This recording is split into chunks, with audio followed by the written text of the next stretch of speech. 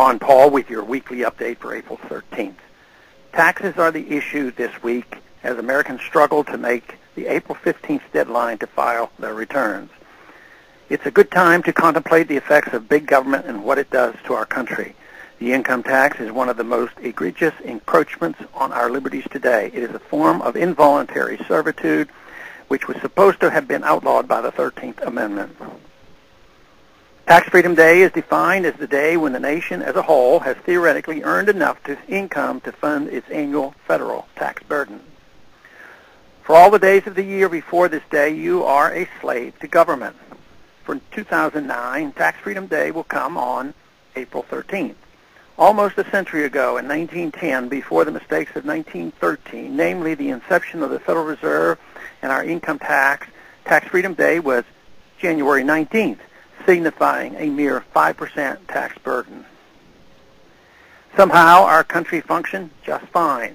If calculated to include government spending and the deficit rather than just collections, Tax Freedom Day would actually fall on May 29th. The annual deficit adds to the growing debt of future generations and adds insult to injuries to those that struggle to make this economy work. It is a slap in the face that this is not enough to prevent this crushing governmental burden from falling on the next generation.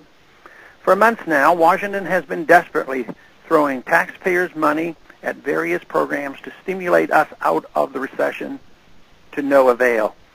Seeing hard-earned money confiscated from the people and spent in such wasteful ways, such as the recent bailouts, is almost too much to bear.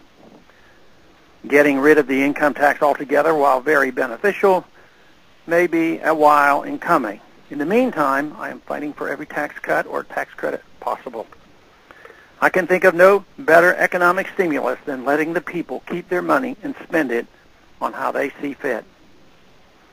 For this reason, I am an original co-sponsor of a bill that would give Americans a 2-month employment and income tax holiday while taking unused TARP money back from the Secretary of the Treasury and putting it in the Social Security Trust Fund instead. In addition, I have recently introduced the Child Health Care Affordability Act. If passed, this legislation would provide parents with a tax credit of up to $500 for health care expenses of dependent children. I have also reintroduced the Tax-Free Tips Act, which would make tips exempt from federal income and payroll taxes. I am also an original co-sponsor of a bill that would make permanent the deduction of state and local sales taxes. My bill, H.R. 162, exempts Social Security benefits from income tax. These are just a few of the many tax-related bills I am fighting for in Congress, but without a corresponding cut in the size of government, which I am also fighting for. We are simply adding to the future tax burden of our children. Thanks for calling this update. A new update is placed on this number, 888-322-1414, every Monday morning. The written text of which can be found on my website, www.house.gov/Paul, under the heading Texas Straight Talk. Thanks for calling.